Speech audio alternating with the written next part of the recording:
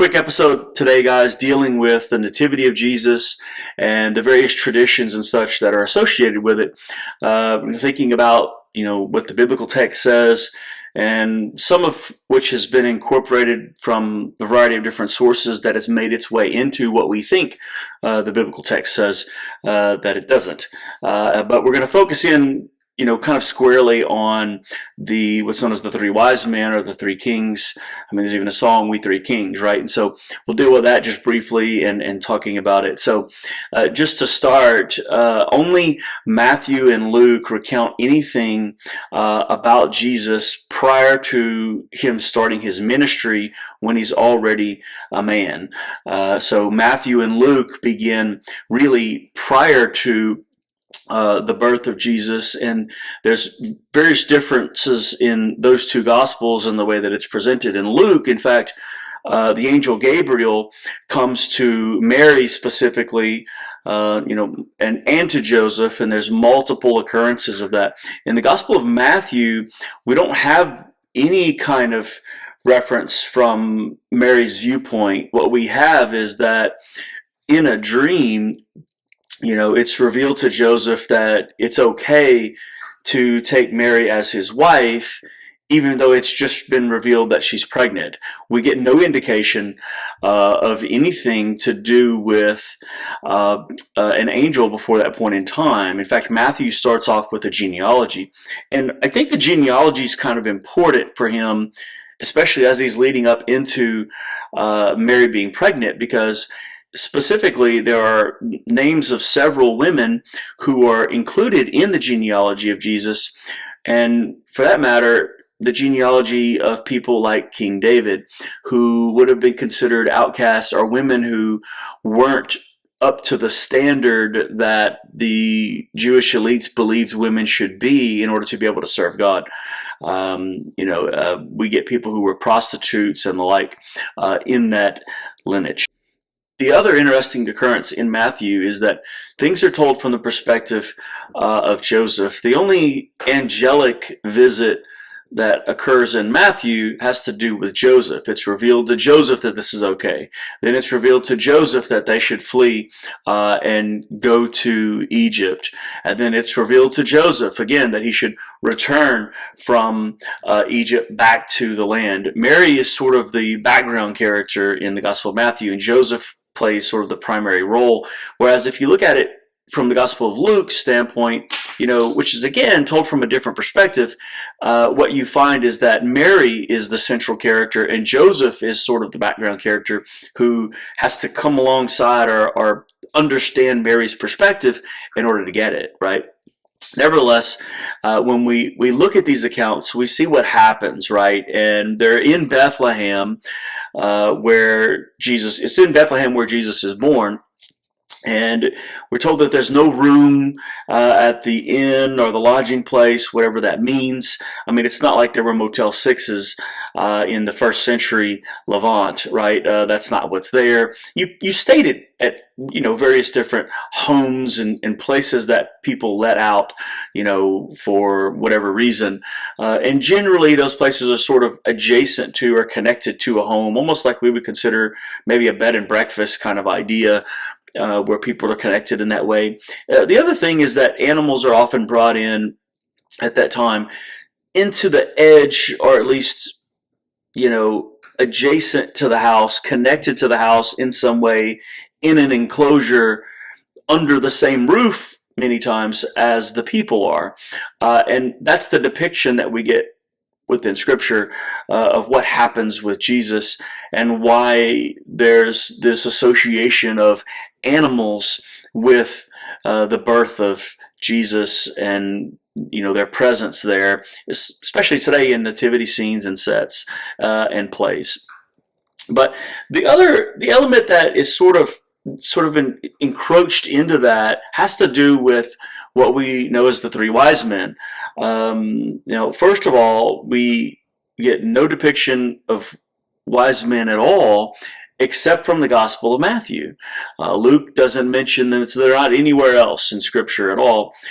except possibly in some Old Testament references, specifically the book of Isaiah, which is very prominent in prophetic passages, uh, about Jesus, or at least the way that we see the book of Isaiah. And there's various places in the Psalms. But even in Matthew, where there is a depiction of wise men, or magi in the Greek, uh, these people that aren't given, they're not given a number. Like, we have no idea anything about them. Were there 15 people in this entourage? Were there 1,000?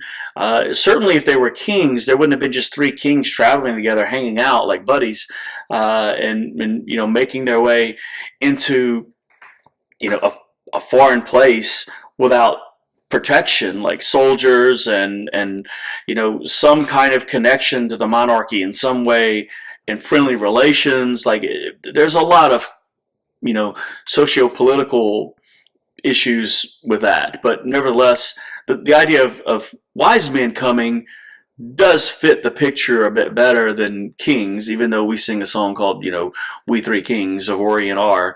And so where does the number come from? It's highly debated, really. Possibly from the book of Psalms.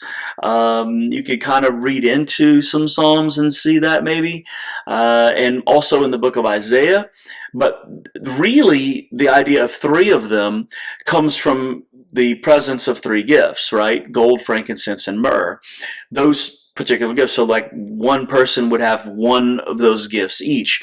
It's not like a collective thing. That's not how it was seen, at least traditionally in the church. It's seen as one person brings gold, one person brings frankincense, and one person brings myrrh, and they bring all of this, and each one of them has just only what they have, only their gift. There's no mixture of them, which, sure, that's very possible, but whatever. That's kind of where the idea of the three of them come from. But why are they there present at the birth of Jesus, which is a different kind of question, because if we look in the Gospel of Matthew, which again is the only gospel that has anything about the wise men,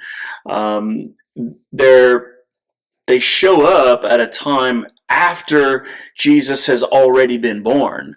So it's sometime after his birth, and it looks like possibly up to 2 years. Why do we say up to 2 years? Because Herod's proclamation that he was going to kill all the infants under 2 years old, in that area, tells us that he questions the timing of when these wise men first saw the star, right? So whatever timing that would be corresponds to 2 years or less, right? But likely they don't show up on the same night that we're told the shepherds show up in the Gospel of Luke. So again, Luke's perspective is different. Luke is about the common person, the person who would have been the outcast, someone like a shepherd showing up to see a king or a Messiah was certainly out of place. That was extraordinary. It was different, and that's why it's recorded in the way that it is.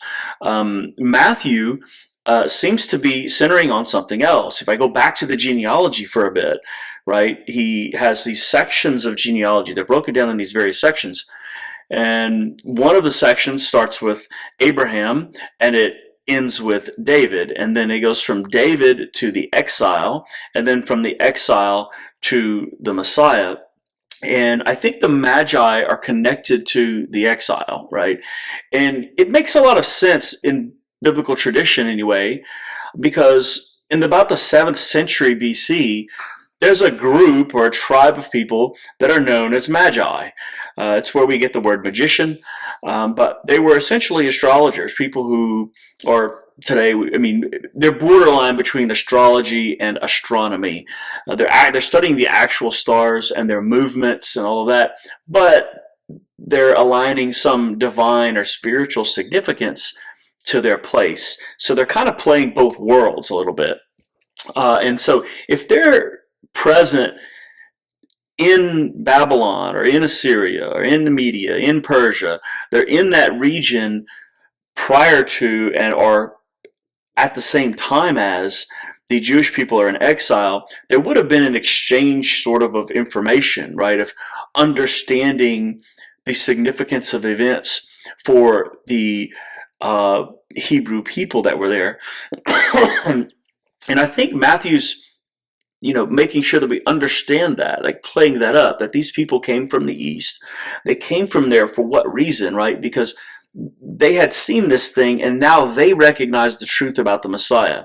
The same people that would have captured and enslaved or deported their people, those people, or their ancestors anyway, recognized the truth that through the Hebrew people, the Messiah would come to the world. And Jesus is recognized outside of their own Jewish group, their own Hebrew roots. Someone out there is seeing inside of how significant this thing is. And that's what Matthew is playing up. This, the idea that God had done something so extraordinary that it isn't just the people who are in the in group who recognize it. It's people in the out group. Because certainly the people in the in group do recognize it, in spite of the fact that they don't accept it, like people like Herod, right? Who wants to kill him off because he doesn't want another leader. It's a threat to his power. But nevertheless, still recognize that something significant is going on here. And that's the idea. Nevertheless, the incorporation of the wise men at Christmas pageants and scenes, it's there because of it's so close in Scripture, it's adjacent to the Nativity itself, that it seems to fit the picture, right? But there's lots of little details that come into it. Later on, we see these guys riding camels and, dressed extraordinarily. And again, this would have been the association with them being kings. But it's about the year 500 to 700 AD.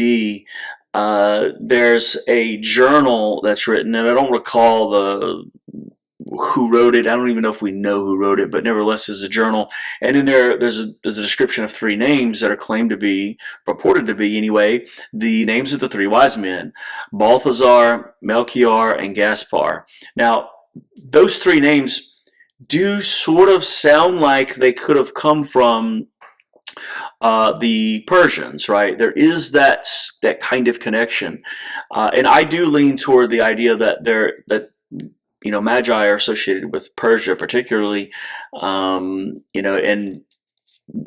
Zoroastrianism, or at least some kind of affiliation with them, because that's what they were known for, right? But anyway, and there's also an association with particular nations that they would have represented that are associated with those names. Balthazar being Arabia, Melchior, Persia, and Gaspar, India. Now, I don't know if this is just completely made up whole cloth or if there's some reason to believe it. We have no idea.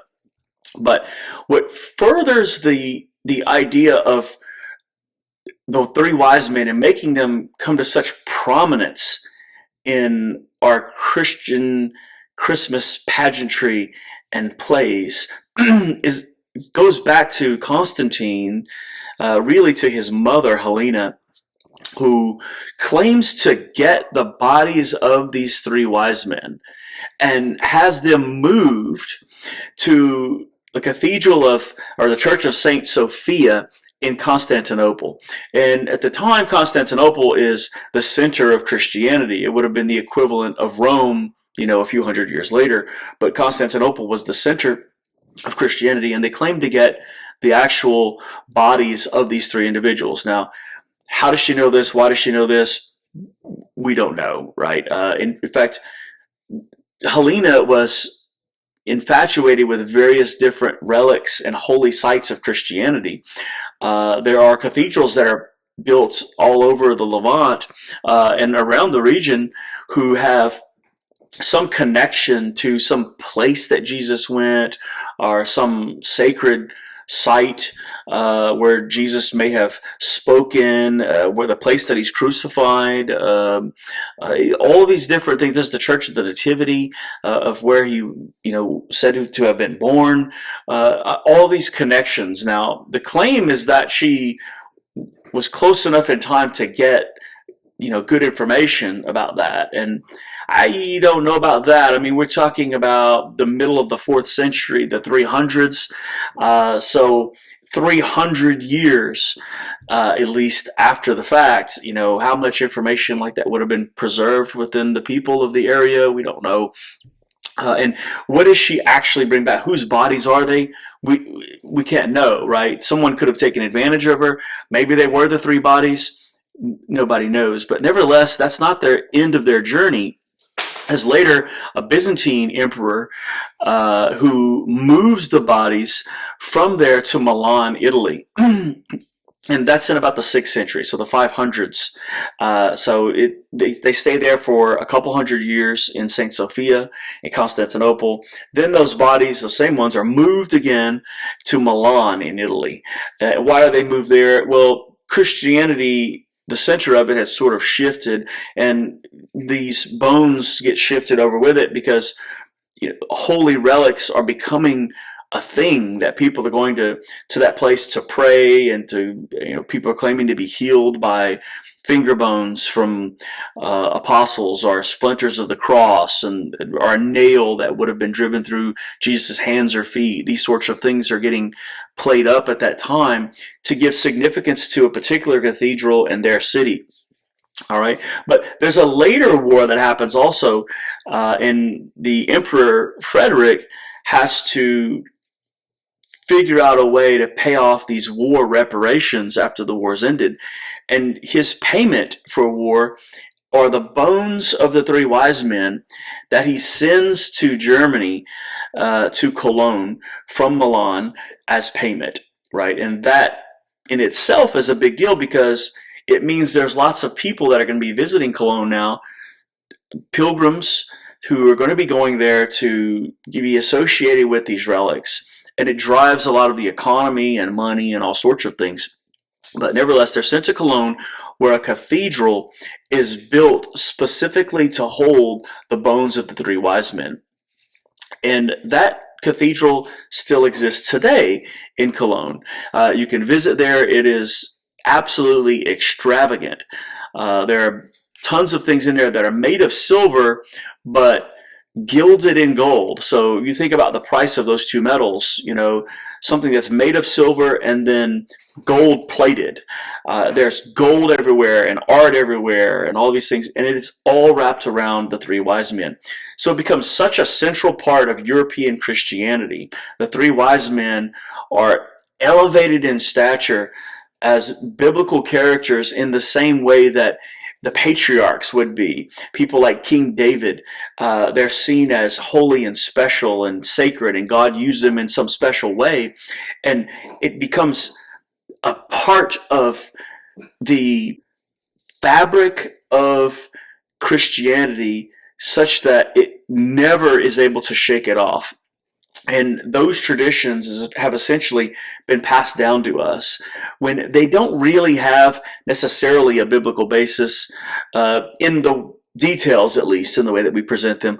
But there is an association with Jesus, and I think it's likely what Matthew was doing, as I mentioned previously.